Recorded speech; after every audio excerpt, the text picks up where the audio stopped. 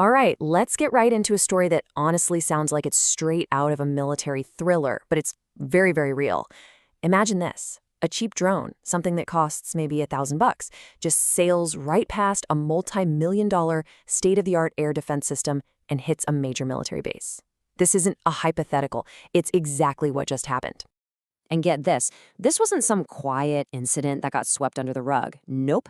The Taliban's own Ministry of Defense came right out and announced it to the world. They put out this official statement taking full credit for a bunch of attacks on Pakistani military sites. I mean, that is a bold, bold move. And this visual really gets to the heart of the matter. On one side, you have a simple drone. You could probably build one for a couple $1,000s. On the other side, a super complex, incredibly expensive air defense system meant to protect a really sensitive target, the Noor Khan Airbase. The difference in cost is it's staggering. It's a true David versus Goliath situation. So naturally, this brings up a massive question. How on earth could a major military power like Pakistan, equipped with all this advanced gear, be so completely exposed? And that leads us directly to the piece of tech at the center of this whole mess, the HQ-9. I mean, that's the multi-million-dollar question, isn't it? This is the whole mystery we're going to unpack here.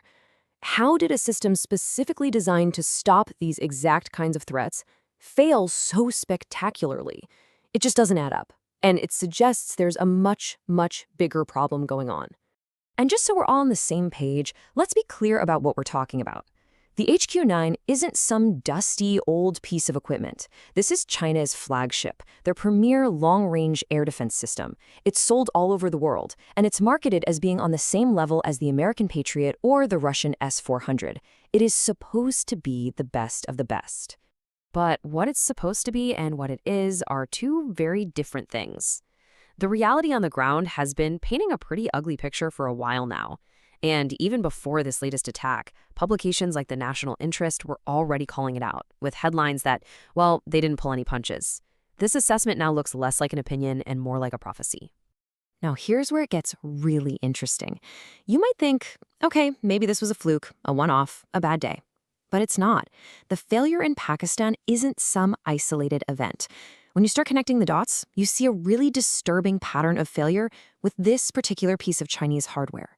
Just look at the track record here. In Iran, the system has been pretty much useless against Israeli and US strikes.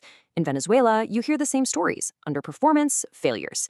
Now in Pakistan, it can't even handle a low-tech drone from the Taliban. But you know what the most damning piece of evidence is? China itself.